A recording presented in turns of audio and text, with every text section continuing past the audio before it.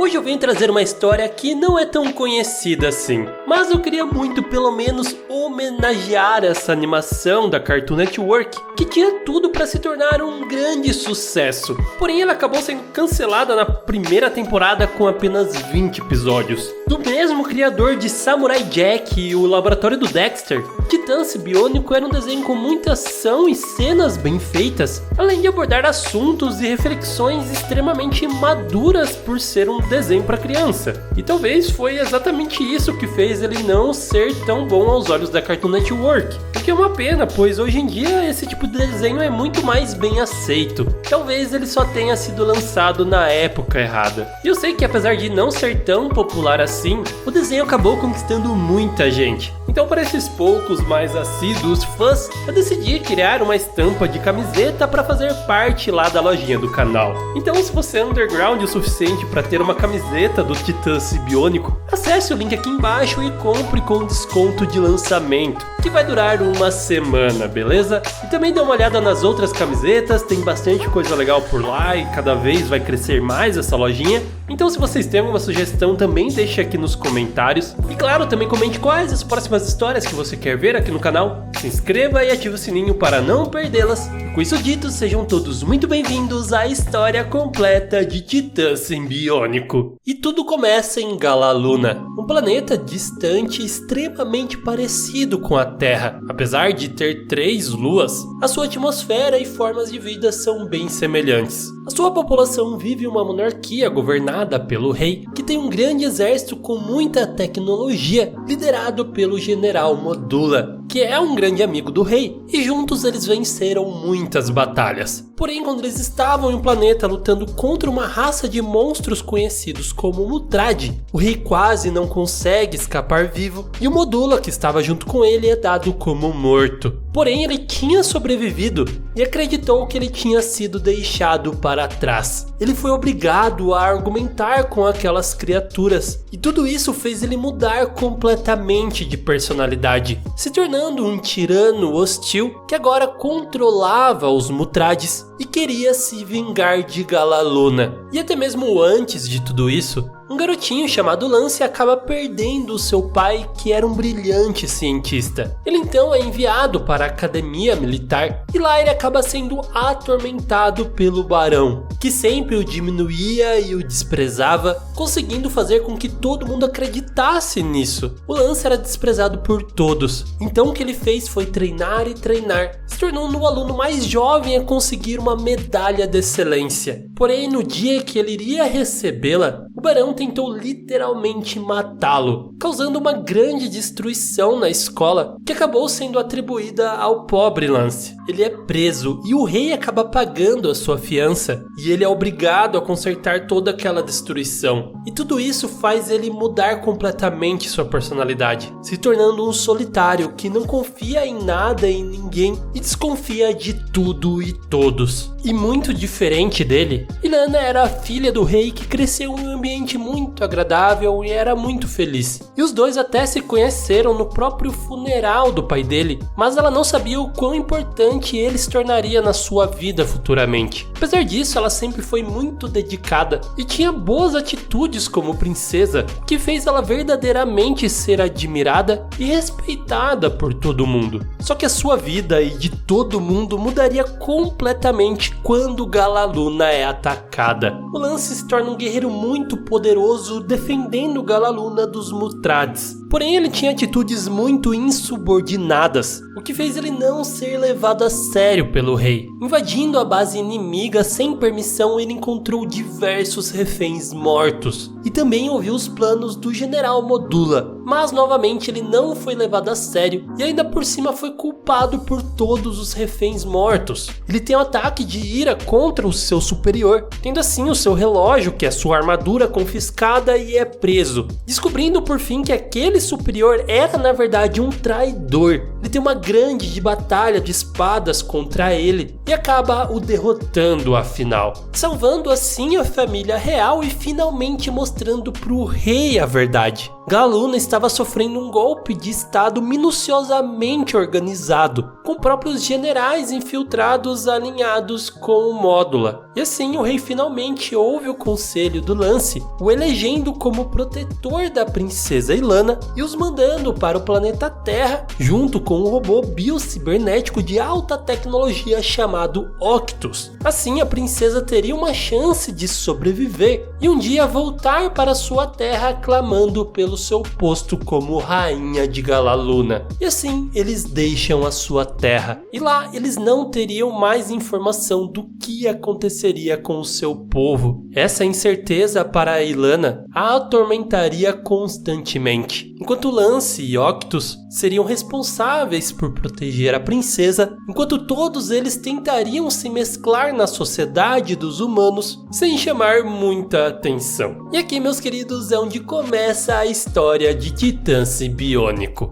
E desde o momento que eles chegaram na Terra, eles são perseguidos pelo exército americano e também um grupo dos Guardiões Galácticos, mais conhecido como G3, que seria uma força secreta não governamental responsável por proteger a Terra de alienígenas, sendo liderada pelo misterioso Solomon. E os nossos heróis podem usar uma armadura que os transformam em robôs mais poderosos, que são ativadas por meio dos relógios que eles têm. A do Lance sendo chamada de Manus, a da Ilana sendo chamada de Chorus, e o Octus por si só é um robô que pode mudar de forma e parecer um humano, mas ele é a peça principal para unir as duas armaduras da Ilana e do Lance, ele sendo a mente, a Ilana sendo o coração e o Lance sendo a força. E assim eles se defendem desse ataque, causando uma pequena destruição. E agora eles teriam que aprender sobre a sociedade da Terra para conseguir se passar como um deles. O Lance seria o galã, emo e misterioso, o Octus se passaria como um garoto nerd e a Ilana tentaria se encaixar, mas não daria nada certo. Afinal, seus costumes, as suas vestimentas e tudo que ela era muito valorizada em Galaluna, na Terra ela era apenas vista como uma esquisitona. E o Módula em Galaluna, que conseguiu capturar o rei, descobre a localização da Ilana e manda o seu primeiro monstro para a Terra. E aqui é muito legal que eles têm um impasse, discutindo se eles lutariam ou não, porque afinal eles estavam escondidos ali, e lutar contra o monstro revelaria de uma vez por todas a localização deles. Porém, se eles deixam o monstro lá, a Terra seria muito destruída injustamente por culpa deles. Mas no fim é claro que eles decidiram lutar e formam pela primeira vez o Titã Simbiônico, que tem uma luta muito difícil contra o monstro, e quando parecia que eles iriam perder, o Solomon do G3 acaba ajudando eles, e assim eles conseguem derrotá-lo. Porém, o G3 também viu o Titã como inimigo, então eles têm que fugir. E depois disso, nossos heróis vão atrás de uma casa para morar. E o Octus simplesmente imprime dinheiro infinito em seu novo disfarce como o pai dos dois, e eles acabam comprando uma mansão gigantesca. A Ilana fica muito empolgada e também quer comprar móveis e decorar tudo do jeito dela, mas o Lance está muito preocupado. Ele não quer que ela se exponha e não confie em nada e em ninguém, mas ela não dá ouvido a ele e vai comprar os móveis mesmo assim.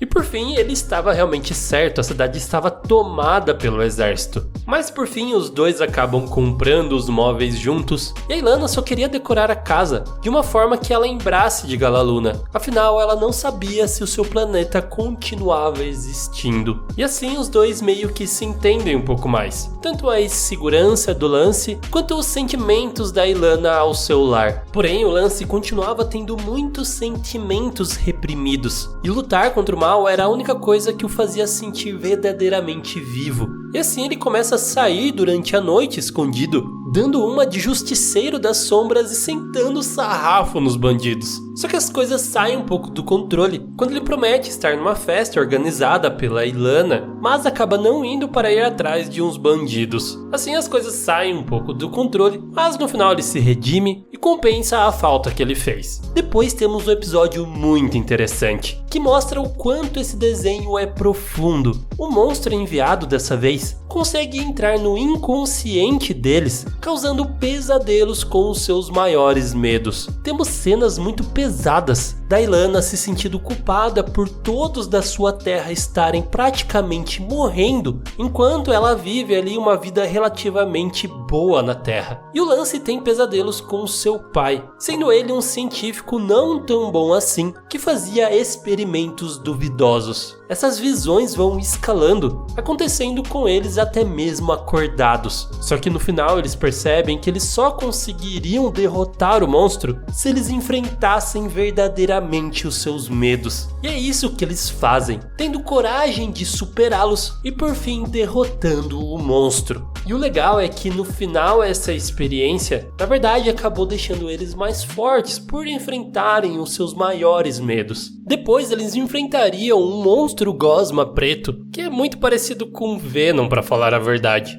Eles conseguem derrotá-lo usando alta frequência, mas ele acaba sobrevivendo. Eles vão viver a vida normal na escola, e a Ilana, que está cansada de não se encaixar na sociedade, acaba se aproximando das líderes de torcida. Afinal, elas são muito populares, principalmente a Kimi. Ela se dá muito bem no treino para entrar ali no time, afinal ela tem muitas habilidades, mas a Kimi já não vai com a cara dela e sabota sua apresentação para a pirâmide acabar caindo no final de tudo. E nesse momento o monstro volta a atacar e todos no colégio devem se juntar usando ondas nos seus celulares para conseguir acabar agora de uma vez por todas com esse Venom da Shopee. E por proteger as garotas nesse ataque, a Ilana se aproxima mais delas e começam a se tornar amigas. Depois disso, o próximo monstro é na verdade um bichinho pequenininho e fofinho, parece aqueles polvos de pelúcia. E ele é realmente muito carinhoso, bonzinho e não quer fazer mal pra ninguém.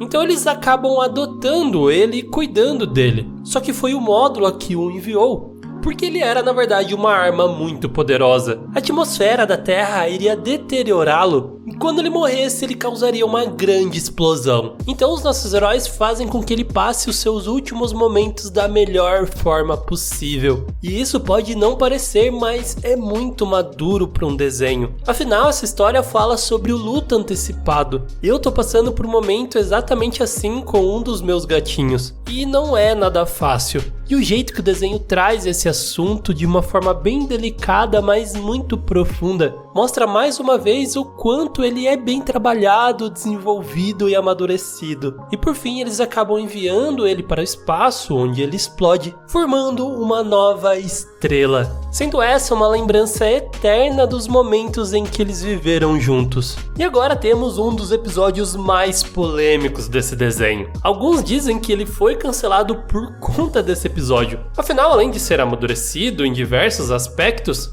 esse episódio tem um teor sexual muito estranho que não condiz muito com o que ele se propõe. E tudo começa quando o Octus acaba derrubando o café na Kimi, e ela, que estava indo muito mal nas provas, acaba usando isso com chantagem para ele ajudar ela. E assim o Lance e a Ilana deixam ele sozinho com ela, enquanto os dois vão em uma outra festa curtir juntos também. Então a Kimi fica toda sensual dançando pro Octus e acaba aos prantos dizendo que ela não serve pra nada, que ela não é inteligente, e ele acaba consolando ela, dizendo que não é assim, mostrando seu verdadeiro potencial. A Kimi começa a confiar mais nela e verdadeiramente a aprender as coisas, e isso faz a Kimi começar a gostar do Octus. Rolando o maior clima entre eles quase se beijaram, se não fosse pelo Lance e a Ilana que apareceram do nada. Afinal, tinha um monstro atacando lá na festa onde eles estavam. Assim ele recebe um beijo na bochecha, que já é o suficiente. E o episódio acaba com ela toda apaixonada ouvindo música, enquanto eles lutam ao fundo contra o monstro. E depois disso, Lance e Ilana acabam sendo capturados pelo G3.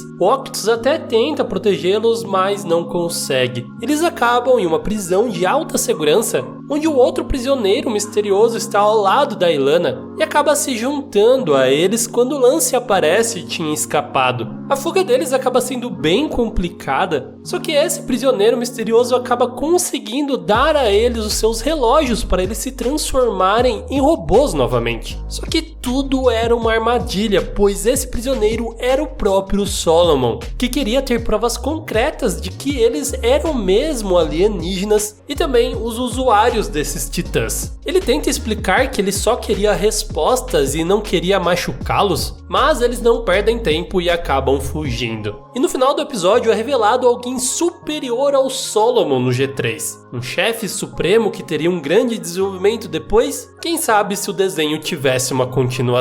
E depois continua as relações amorosas. Quando eles vão em uma festa sombria no meio do bosque, o Octus junto com a Kimi, a Ilana se aproxima de um garoto chamado Jason, e o Lance se aproxima, é claro, da garota gótica da escola, a Christine. Me sinto muito representado com os emos desse desenho. Só que agora o monstro começa a atacar eles, se transformando na aparência dos alunos, fazendo achar que eles estavam possuídos. Depois ele acaba aparecendo na sua verdadeira forma e fazendo todo mundo recuar e se transformando no titã sibiônico. O monstro acaba se transformando na Kimi para chantagear emocionalmente o Octus, mas ele consegue colocar a razão em primeiro lugar e sentar a porrada no monstro mesmo assim. E esses sentimentos do Octus só vão ficando cada vez mais complexos. Quando eles vão numa galeria de arte, a Ilana e o Lance veem um sentimento ali na pintura abstrata, enquanto ele não consegue ver isso, apenas cores e padrões. E isso deixa ele bem triste, na verdade. Os outros riem, dizendo que isso é normal, afinal ele é um robô, o que acaba deixando ele mais triste ainda, entrando em uma profunda crise existencial. E ao mesmo tempo, alguma coisa muito estranha começa a acontecer em Paris, onde todas as pessoas começam a ficar paralisadas do nada. E como isso só afeta os humanos, o Octus vai lá para investigar. Só que isso acaba se espalhando rapidamente para todo mundo. E quando o Octus volta aos seus amigos e tudo está paralisado, ele tenta de tudo para reverter a situação, mas nada funciona. E isso só aprofunda mais a crise dele, o deixando com medo e inseguro.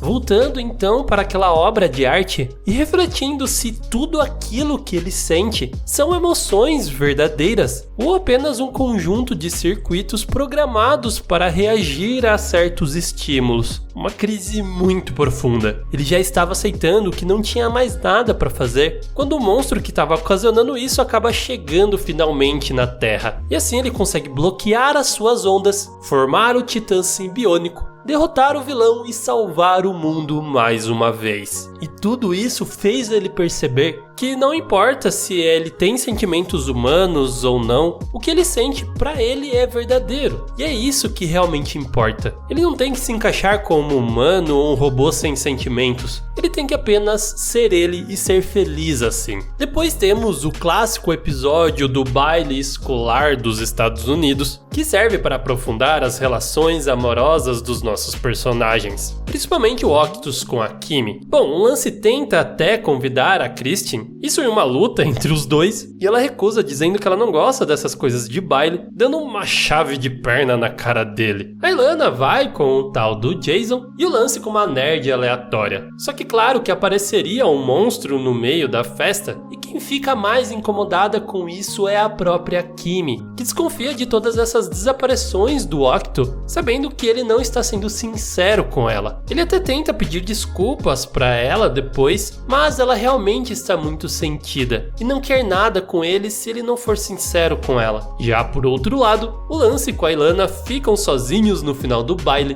e acabam bem sugestivamente dançando juntinhos.